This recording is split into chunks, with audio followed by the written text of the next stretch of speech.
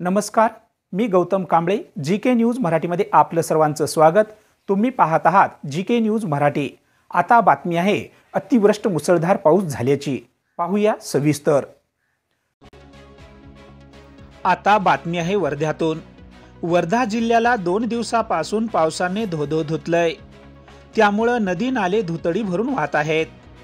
यशोदा नदीच्या पुलावरून पाणी वाहत असल्यानं वर्धा ते राळेगाव महामार्ग बंद झालाय.